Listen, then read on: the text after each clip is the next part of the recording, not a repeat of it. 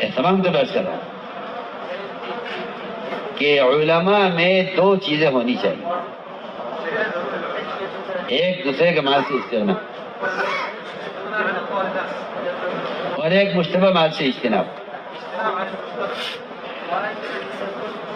دوسرے کے مال سے استغنا، مشتبہ مال سے اجتناب، یہ دو چیزیں مجھے عرض کرنی۔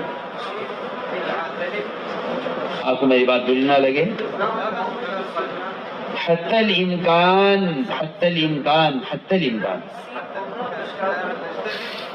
زکوٰۃ کے مال سے تعلیم کو بچانے کی کوشش کرو۔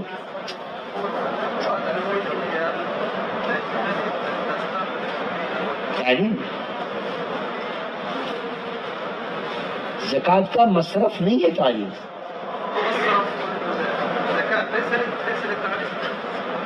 زکوٰۃ کا مصرف نہیں ہے۔ فقہا زکوٰۃ کا مصرف نہیں ہے، زکوٰۃ کا مصرف فقراء ہیں، فقہا نہیں ہے۔ زکوٰۃ کا مصرف فقراء ہے، زکوٰۃ کا تعلق فقیر سے ہے، تعلیم سے کیا ہے؟ زکوٰۃ کا تعلیم تو مسجد کا عمل ہے اور مسجد سے زکوٰۃ کا کوئی تعلق نہیں ہے۔ ہاں، آپ ایک شخص کی ضرورت پر زیادہ خرچ کریں کہ یہ آدمی فقیر ہے، اسے کھانے کھلانا ہے، لیکن براہ راست زکوٰۃ کا تعلق تعلیم سے یہ نہیں، کیونکہ تعلیم تزکیے کے لیے ہے، اس کے لیے مال مزکہ چاہیے، اس کے لیے وہ مال جس کی زکوٰۃ دے دی گئی ہے۔ میں تو اپنے یہاں سے کھل کر کہتا ہوں کہ تمہیں شرم آنی چاہیے کہ تم مال کا میل نکال کر خیر کے کام میں لگانے کو تم دینی مدارس پر احسان سمجھتے ہو کہ ہم تمہیں زکوٰۃ کا مال دے رہے ہیں، تو فقیر کا احسان ہے، تم سے زکوٰۃ وصول کر رہا ہے۔ ورنہ عام ذہن یہ بن گیا ہے کہ زکوٰۃ کا مال میرا، زکوٰۃ کا مال ہے، میں چاہتا ہوں کسی خیر کے کام میں لگ جائے۔ خیر کے کام میں نہیں، کسی فقیر کے کام میں لگنا چاہیے۔ خیر کے کام کے لیے وہ مال ہے جس کو تو زکوٰۃ دینے کے بعد اپنی خواہشات میں اور کوٹھیوں میں اور بنگلوں میں اور کاروں میں اور دنیا جہان کی خرافات میں خرچ کر رہا ہے۔ وہ مال مزکہ چاہیے تھا خیر کے کام کے لیے، مال زکوٰۃ چاہیے تھا فقراء کے لیے۔ بہت کانٹے کی بات آپ سے کریں، آپ غور کر لیجیے۔ ایک آدمی ہے، مالدار آدمی ہے، وہ زکوٰۃ کا کتنا حصہ ہے، وہ مال کی کتنی تھوڑی سی مقدار ہے جس کو وہ زکوٰۃ میں دے رہا ہے، اور اسے خیر کام میں خرچ کر کے سمجھتا ہے میں نے کوئی احسان کیا۔ وہ لاکھوں کروڑوں کی مالیت جو مال مزکہ اس کے پاس ہے، اس مال مزکہ کو لگانا تھا تزکیہ کے کاموں پر، کیونکہ تعلیم تزکیہ کا سب سے بڑا عمل ہے۔ امام بخاری رحمۃ اللہ علیہ کے والد جب انتقال ہوا تو امام بخاری رحمۃ اللہ علیہ کو 25,000 درہم ترکے میں دے کر گئے اور یہ فرمایا کہ اس مال میں ایک پیسہ بھی مشتبہ نہیں ہے، اس میں ایک پیسہ بھی مشتبہ نہیں ہے، اس لیے کہ نبی کے لیے اور نبی کے نائب علماء، ان کے لیے ضروری ہے یہ کہ ان کا معدہ مشتبہ مال سے بالکل صاف رہے۔ حضور اکرم صلی اللہ علیہ وسلم کو بھی اور انبیاء کو بھی اور عام مسلمانوں کو بھی قرآن میں اس کا بہت تاکید سے حکم ہے کہ رزق ہمیشہ پاکیزہ لینا، رزق ہمیشہ پاکیزہ لینا، رزق ہمیشہ پاکیزہ لینا۔ اور بغیر صدیق رضی اللہ عنہ کو جو کہانت کی آمدنی کا لقمہ کھلایا گیا، اس لقمے کو قے کے ذریعے نکالا انہوں نے، قبل اس کے کہ یہ بدن کا حصہ بنے، اس کو باہر نکالنا۔ نظری برداشت کرنا پاکیزہ مال تعلیم اور تعلم کے لیے سب سے بنیادی چیز ہے کہ پاکیزہ مال۔ آپ صلی اللہ علیہ وسلم غزوہ سے فارغ ہوئے، آپ کے چہرے پر بھوک کے آثار تھے۔ ایک انصاری عورت نے آپ کو دیکھا اور سمجھ گیا کہ بھوک کی وجہ سے آپ کا چہرہ جو ہے مرجھایا ہوا ہے اور آپ کے چہرے پر بھوک کے آثار ہیں، اس نے کہا میں آپ کے لیے کھانا تیار کرتی ہوں، آپ میرے یہاں دعوت قبول کرنے، آپ کی دعوت قبول کی، آپ تشریف لے گئے۔ اس نے اپنی پڑوسن سے اپنے حلال پیسے سے بکری خریدی،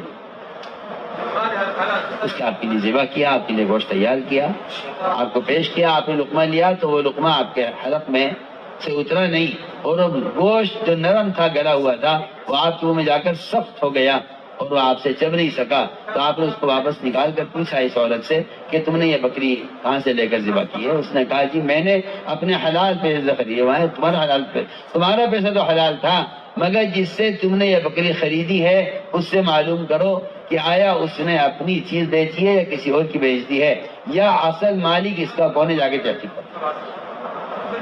وہ عورت گئی اپنے پڑوسن کے پاس، اس سے جا کر سوال کیا، اس سے پوچھا کہ تم نے یہ جو بکری بیچی ہے، خریدی ہے بکری؟ میں نے جو خریدی ہے بکری کس کی ہے؟ اس نے کہا یہ میرے شوہر کی ہے اور میں نے آپ کو بیچی ہے، لیکن آپ کے جانے کے بعد میرا شوہر آیا اور اس نے سوال کیا بکری کا کیا ہوا؟ میں نے کہا میں نے اتنے میں بیچی ہے، اس جگہ تم نے قیمت غلط لگائی ہے، یا بکری اس سے زیادہ قیمت کی ہے۔ اصل مالک سے بیوی نے پوچھے بغیر بکری بیچی ہے، اس بکری کے گوشت کا ٹکڑا آپ سے آدمی حلق سے اترا نہیں ہے، اس لیے کہ آپ کے ذمے ہے امت کو عملی دین پیش کرنا۔ کلوا من الطیبات وعملوا صالحا، کلوا من الطیبات وعملوا صالحا، یہ حکم اس لیے ہے تاکہ آپ کے بدن سے وہ عمل ظاہر ہو جو عمل دیکھنے والوں کی تعلیم کا اصل ذریعہ بنے۔ ہم نے عرض کیا کہ یہ ایک بات ہے کہ مشتبہ مال سے میرے نزدیک علماء کا کوئی ایسا ذریعہ اختیار کرنا جو ان کو تعلیم کے لیے بھی فارغ کر دے اور ان کو دوسروں سے مستغنی بھی کر دے، اس ذریعے کی کوشش کرنی چاہیے۔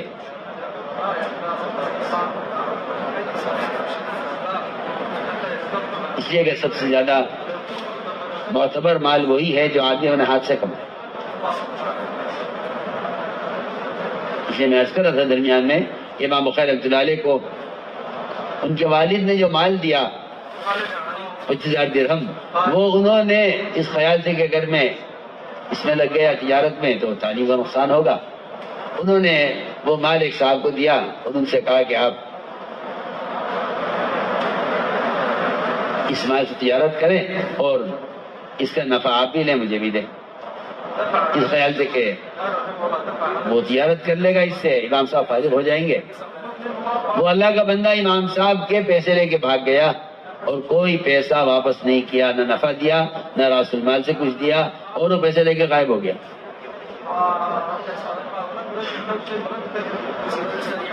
میں عرض کر رہا تھا کہ حتی الامکان اس کی کوشش کی ہے، اس لیے کہ میرا تو جو نظریہ ہے وہ یہ ہے کہ علماء کا صرف کتاب البیوع پڑھا دینا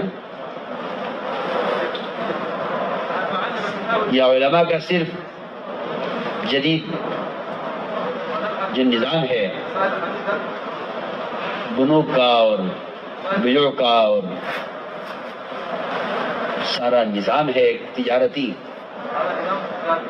میرا نظریہ یہ ہے کہ اس میں ان کا عوام کا تعلق صرف قلم کاغذ کا نہیں رہنا چاہیے، بلکہ علماء کو عملی طور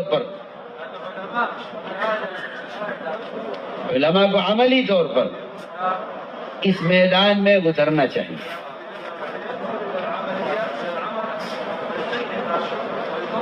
یہ دکان تجارت کتاب سے نہیں پڑھائیں گے، یہ تجارت دکان سے پڑھائیں گے۔ صلو کما رأیتمونی اصلی کا جو ایک حکم ہے وہ صرف نماز کے لیے نہیں ہے، وہ جتنے زندگی کے جتنے بھی شعبے ہیں ان سارے شعبوں سے عملی دین پیش کرنا، یہ اس حدیث سے اشارہ اس کی طرف ہے۔ آپ نے بازار میں جا کر خود ہاتھ داخل کر دیا ایک یوں کے ڈھیر کے اندر گرا تھا، ما لا خلا بتا من غشنا فلیس منا. یہ ہو یہ رہا ہے کہ منڈیاں جاہلوں کے ہاتھوں میں اور مسائل اور کتابیں اور تعلیم کا نظام ہمارے ہاتھ میں. تو تجارت کی منڈیاں جاہلوں کے ہاتھ میں، تو کتاب ہمارے ہاتھ میں. اس کا مطلب یہ ہے کہ میرے ہاتھ میں کتاب تو ہے لیکن میرے عمل میں عملی تجارت میرے عمل میں نہیں. اس لیے حضرت نہیں چاہتا کہ جتنے بھی شعبے ہیں ان سارے شعبوں کا مدارس کے ساتھ ایسا رشتہ قائم ہو کہ جو معلم صبح مدرسے میں ہے وہ شام کو بینک میں ہے، جو معلم صبح مدرسے میں ہے وہ شام کو تجارت میں ہے، جو معلم صبح مدرسے میں ہے وہ شام کو قضا کی کرسی پر عدالت میں ہے. میرا تو یہ دل چاہتا ہے، ورنہ میں قسم کھا کر کہہ سکتا ہوں کہ صرف تعلیم سے یہ نظام عالم بدل نہیں سکتا، تعلیم سے نہیں بدل سکتا.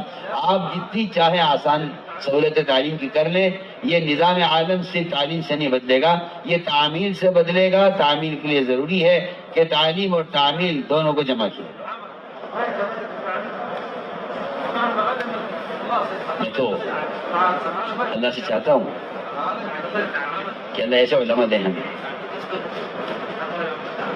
کہ جو صبح میں سے پڑھا رہا ہے وہ شام کو دکان پر تجارت کر کے دکھا رہا ہے کہ یہ طریقہ تجارت ہے. اب تو حالت یہ ہے کہ بہت سے کام ایسے ہیں جن کے بارے میں علماء کے بارے میں کہا جائے یہ کام آپ کے کرنے کا نہیں ہے، یہ کام آپ کے کرنے کا نہیں ہے. امام بخاری رحمۃ اللہ علیہ نے حداد کا، نجار کا، یہاں تک کہ بزاز کا، ان سب کے ابواب قائم کیے ہیں بخاری شریف میں، صرف اس لیے کہ تاکہ کوئی زمانہ ایسا نہ آئے کہ یہ حرف اور پیشے یہ علماء کے لیے معیوب ہو جائیں اور لوگ کہیں کہ بھئی یہ کام علماء کرنے کا نہیں تھا. علماء کہاں بازار کے ماحول میں آ گئے. بازار کے ماحول کو بدلنے کے لیے علماء کو بازار میں آنا پڑے گا. امام صاحب نے ان تمام پیشوں پر ابواب قائم کیے ہیں ان کی فضیلت اور اہمیت کو بتانے کے لیے کہ کہیں دور مستقبل میں ایسا نہ ہو کہ لوگ ان حرفوں کو، ان پیشوں کو معیوب سمجھ کر چھوڑ دیں. حداد کے لیے، بزاز کے لیے، یہاں تک کہ خیاط کے لیے، نجار کے لیے، لحام کے لیے، سب کے لیے. اب آپ تو زیادہ جانتے ہیں، میں تو ان پڑھ آدمی ہوں، لیکن آپ دیکھیں بخاری شریف میں سارے باب قائم صرف اس لیے تاکہ علماء یہ خیال نہ کریں یہ کام ہمارے کرنے کا نہیں. تو میں تو کہتا ہوں کہ ایک مدرسے سے کسی کو شریعت کی تعلیم دینا اتنا مؤثر نہیں ہے جتنا مؤثر ایک عالم کا بازار میں بیٹھ کر وہ تجارت کی تعلیم دینا عملی طور پر. صلو کما رأیتمونی، میں نے حدیث پڑھی اسی لیے تھی شروع میں تاکہ ہم اس پر غور کریں. اللہ کا فضل ہے، ایسے علماء ہیں جن کی بڑی بڑی فیکٹریاں ہیں، بڑے بڑے ان کے کاروبار ہیں، اور وہ صبح 2 گھنٹے 3 گھنٹے مدرسے میں تعلیم دیتے ہیں اور وہ شام کو یا صبح کو اپنے جو ہے کمپنی کو دیکھتے ہیں اور شام کو ان کے پاس بڑے بڑے ملکوں سے غیر مسلم آتے ہیں اور وہ ان کے تجارتی نظام کو دیکھ کے حیران ہوتے ہیں. اس لیے کہ یہ بات بالکل واضح ہے کہ اگر آپ کتابوں سے عوام کو اور کتابوں سے کفار کو بتانا چاہیں کہ اسلامی تجارت کیا ہے تو وہ تو نہ اس کو سمجھ سکتے ہیں نہ اس کو پڑھ سکتے ہیں. وہ تو انہیں تو معاملہ چاہیے، معاملہ دور صحابہ کی طرح. تو میں نے ایک بات عرض کی ہے کہ علماء کو میں کسی کو متہم نہیں کرتا، لیکن میں ایک بات کہنا چاہتا ہوں کہ علماء کو چاہیے کہ وہ امراء سے استغنا حاصل ظاہر کریں. علماء کو چاہیے کہ امراء سے استغنا ظاہر کریں. علماء امراء سے استغنا ظاہر کریں. کیوں؟ اس لیے کہ یہ ہمیشہ بادشاہوں کا معمول رہا ہے کہ وہ علماء کو ہدایہ پیش کرتے تھے ان پر احسان کرنے کے لیے، تاکہ پھر ان سے اپنے ملک اور اپنے نظام میں ان پر بوجھ ڈالیں کہ آپ ہماری چاہت کے مطابق فتویٰ دیں اور ہماری چاہت کے مطابق آپ. میں تو بہت اہم بات کہہ رہا ہوں. میں نے واقعہ ابھی عرض کیا تھا امام بخاری والے کا، جس میں ان کے پیسے ایک آدمی چرا کر لے گیا اور کچھ واپس نہ کیا، تو کسی نے کہا کہ جس شہر کے اندر آپ کو کے پیسے لے کر بھاگنے والا آدمی جس شہر کے اندر ہے، وہاں کا حاکم آپ کو بہت مانتا ہے، آپ اس حاکم کو ایک خط لکھ دیں تو وہ حاکم آپ کے پیسے دلوا دے گا. امام سے فرمایا کہ میں ان حکام کا احسان رکھنا نہیں چاہتا اپنے اوپر، کیونکہ حکام مجھ سے کیا مطالبہ کر دیں، یہ میرے 25,000 درہم جاتے ہیں تو جانے دو، لیکن میں کسی حاکم کے دروازے پر جا کر یہ کہوں کہ آپ میرے پیسے دلوا دو، اسے ہی نہیں کروں. کہ اس سے بھی زیادہ عجیب واقعہ ہے ابن عطیہ رحمۃ اللہ علیہ اپنے زمانے کے بڑے علماء میں ابن عطیہ آپ حضرات جانتے ہیں، ان کا ایک مسئلہ اٹک گیا اور ایسا اٹک گیا کہ وہ اس کا کوئی حل نہیں تھا. نیچے کے سارے وزراء نے کہا کہ یہ کام نہیں ہو سکتا. کسی نے کہا اگر بادشاہ حکم دے دے تو یہ کام ہو سکتا ہے. سلطان غوری کا زمانہ تھا، سلطان غوری اپنے زمانے کا بادشاہ، انہوں نے کہا کہ آپ سلطان غوری سے اگر آپ کہلوا دیں تو سلطان کے حکم سے آپ کا کام ہو جائے. ابن عطیہ کو خیال ہوا کہ یہ کام میں کس سے کراؤں. ابن عطیہ کا بہت تعلق تھا علامہ سیوطی سے، جلالین صاحب جلالین. انہوں نے علامہ سیوطی سے جا کر درخواست کی. علامہ سیوطی ابن عطیہ کا بہت اکرام کرتے تھے. انہوں نے کہا کہ میرا ایک کام ہے کہ فرمائیے کیا حکم ہے کہ آپ کو بادشاہ کے پاس جانا پڑے گا اور بس جائیے اور اتنا کہہ کے آ جائیے کہ ابن عطیہ کا کام کرو. وہ آپ کی بات کو ٹالے گا نہیں، اس کو آپ سے بہت تعلق ہے. علامہ سیوطی کا جواب سنیے. علامہ سیوطی نے جواب یہ دیا کہ میں آپ کا کام ضرور کر دیتا، مگر مجھے بادشاہ کے دربار میں اس کام کے لیے جانے سے میں معذور ہوں اور میں چاہتا ہوں آپ مجھے اس کا حکم نہ کریں اور میں کام نہیں کر سکتا. آپ کو کیا دقت ہے، آپ جائیے صرف بادشاہ سے کہہ کے آ جائیے. علامہ سیوطی نے فرمایا کہ 70 مرتبہ سے زیادہ میں محمد صلی اللہ علیہ وسلم کی زیارت کر چکا ہوں، بغیر خواب کے، بغیر نیند کے، کھلی آنکھوں. میں اگر ایک مرتبہ بادشاہ کے دربار میں چلا گیا تو یہ جو میرا تعلق ہے آپ صلی اللہ علیہ وسلم سے، یہ زیارت کا سلسلہ ختم ہو جائے. اس لیے میں معذرت چاہتا ہوں کہ میں بادشاہ کے دربار میں آپ اس کام کے لیے نہیں کر سکتا. میں معذرت چاہتا ہوں. میں نے غور کیا سیرت میں، تاریخ میں، جب تک علماء امراء سے مستغنی رہے اس وقت تک امراء میں دین رہا. جی ہاں، بادشاہ بڑے بڑے علماء کے دروازے پر آتے تھے اور مانا جاتا تھا یعنی اصل بادشاہت علماء کی ہے. جب ابن مبارک رحمۃ اللہ علیہ، عبداللہ مبارک رحمۃ اللہ علیہ خلیفہ رشید کے شہر میں داخل ہوئے تو اتنا ہنگامہ ہوا کہ بادشاہ یہ سمجھا کہ میرے ملک پر ظلم نے حملہ کر دیا. اپنی بازی جگہ دیکھو کیا ہوا. تو نے کہا ہوا کچھ نہیں ہے، بادشاہ آپ نہیں ہے، بادشاہ وہ ہے.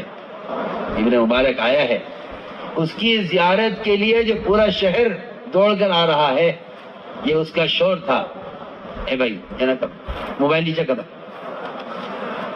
علماء کی مجلس ہے، جوہلا کی مجلس نہیں ہے، موبائل نیچے رکھے. تو کہہ جی یہ شور اس کا تھا. بانی نے صاف کہا کیا بادشاہ بھائی بادشاہ دین کی. تو میں نے عرض کیا کہ علماء نے امراء سے استعمال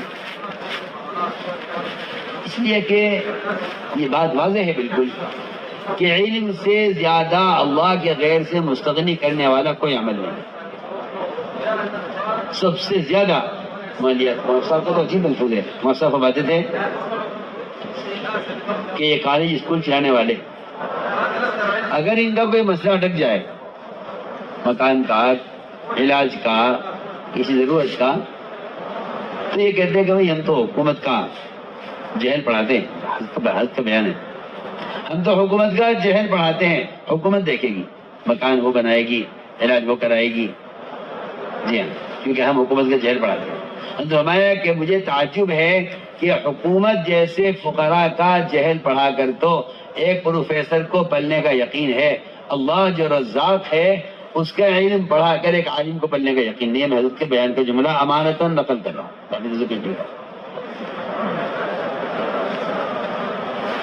ان فقراء کا جہل پڑھا کر ایک پروفیسر کو تو پلنے کا یقین ہے، لیکن اللہ جو رزاق ہے اس کا علم پڑھا کر ایک عالم کو پلنے کا یقین ہے کہ اللہ پالے. اس لیے تو میں نے عرض کیا کہ تقویٰ، استغنا، یہ ہے وہ چیزیں کہ جس سے علماء کے اندر امتیازی شان پیدا ہوتی ہے، اور امتیازی شان ہی اصل نمونہ ہے. امتیازی شان ہی اصل نمونہ ہے. امتیازی شان ہی اصل نمونہ ہے. علماء اپنے آپ کو اپنے عمل سے دین پیش کریں، اپنے عمل سے دین پیش کریں. یہ جو مدارس کا قیام تھا اس کی اصل غرض یہ تھی کہ کچھ وقت علماء اور عوام ایک ساتھ رہیں. یہ مدارس اسلام کے قلعے ہیں. اس کا اصل مقصد یہ تھا کہ ایک مسلسل 24 گھنٹے کا ایک تربیتی نظام جس میں طالب علم کو سنتوں سے لے کر فرائض تک اس کو عادی بنایا جائے اس کا، یہاں تک کہ اس کے دل سے موجودہ مروجہ نظام کا کہ اس کے دل میں نفرت پیدا کی جائے، مروجہ نظام کی نفرت پیدا کی جائے اور سنت کا انہیں عادی بنایا جائے. یہ قیام مدارس کی اصل غرض ہے. ایسا نہیں ہے کہ یہ امریکہ ہے، وہ افریقہ ہے، وہ تو لندن ہے، وہ تو پیرس ہے، وہ تو میں تو ساتھ عرض کرتا ہوں کہ دارالعلوم ہمارا ایک قبلہ علم ہے اور مرکز علم ہے، اور جہاں جہاں اس کی شاخیں ہیں وہ سب اسی دارالعلوم کا فیض ہے. اور اس کے لیے لازمی چیز ہے یہ کہ اس نسبت پر چاہے وہ پیرس میں کوئی مدرسہ ہو یا امریکہ میں ہو یا کینیڈا میں ہو یا افریقہ میں ہو یا کسی ملک میں ہو، اس کا پورا نظام تعلیم اور نظام تربیت وہ اصل کے عین مطابق ہونا. یعنی کہ یہ ہمارے ملک کے حالات ہو رہے ہیں، آپ کے یہاں کے حالات ہو رہے ہیں.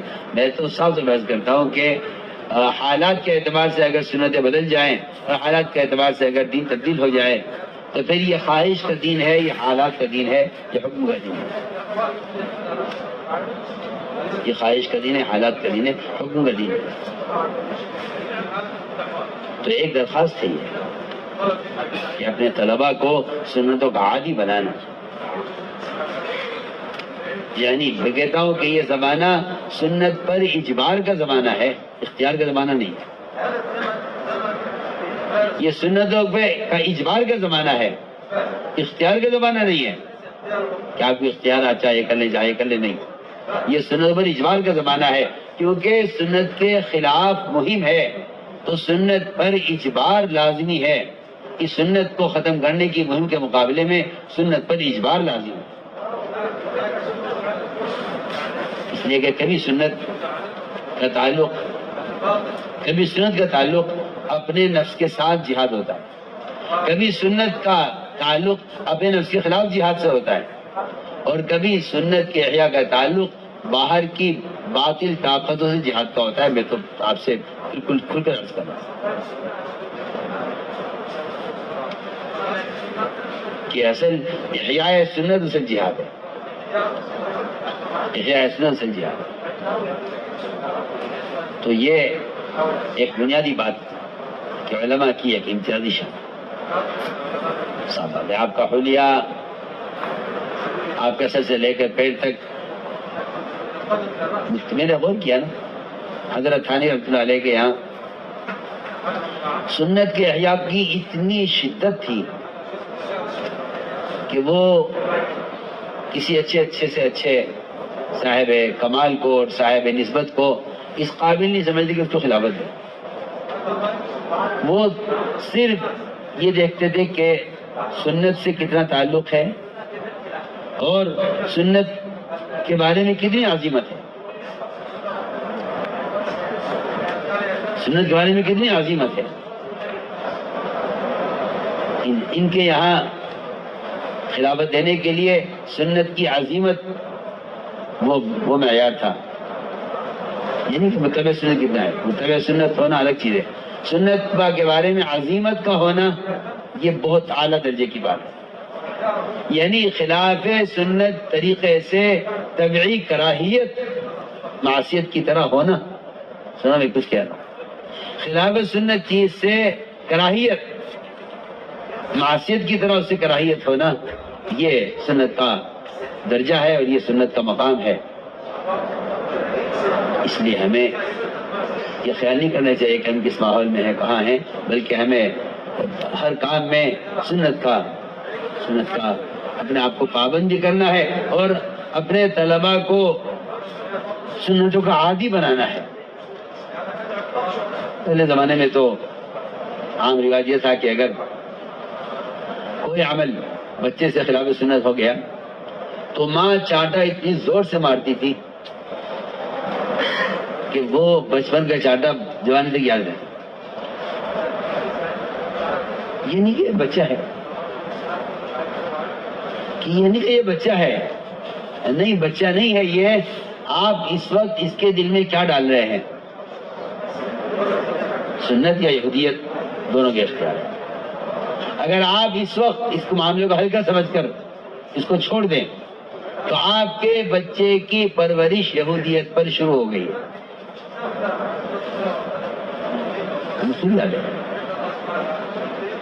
یہاں سے اگر لقمہ لے لیا تھا تو اتنی زور سے چانٹا لگتا تھا کہ وہ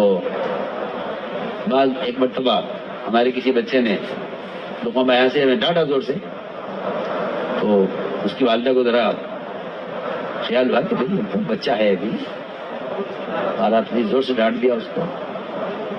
میں نے کہا ٹھیک ہے دیکھنا ذرا.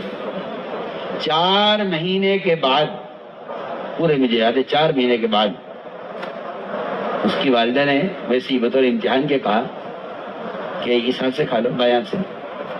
نہیں بائیں ہاتھ سے نہیں کھانا چاہیے. وہ چھوڑو بچہ نہیں بائیں ہاتھ سے نہیں کھانا چاہیے، اس لیے کہ مجھے یاد ہے 4 مہینے پہلے اس پر ڈانٹ پڑی تھی کہ بائیں ہاتھ سے نہیں کھانا. تو یہ بچے آپ کے پاس امانت ہے، آپ کے پاس امانت ہے. آپ کے سامنے ان کا مستقبل نہیں ہونا چاہیے. آپ کو ان سے آگے جو کام لینا ہے، اس لیے کہ مدارس یہ تو تفریق کے مراکز ہیں. میں بہت اہم بات ہے. مدارس یہ تفریق کہتے ہیں چوزے تیار کرنا. بچے تیار تفریق بچے تیار کرنا، چوزے تیار کرنا. آپ دیکھیں کہ بہت چھوٹے چوزے ہوتے ہیں، ان کو وہیں سے انجیکشن لگنے شروع ہوتے ہیں.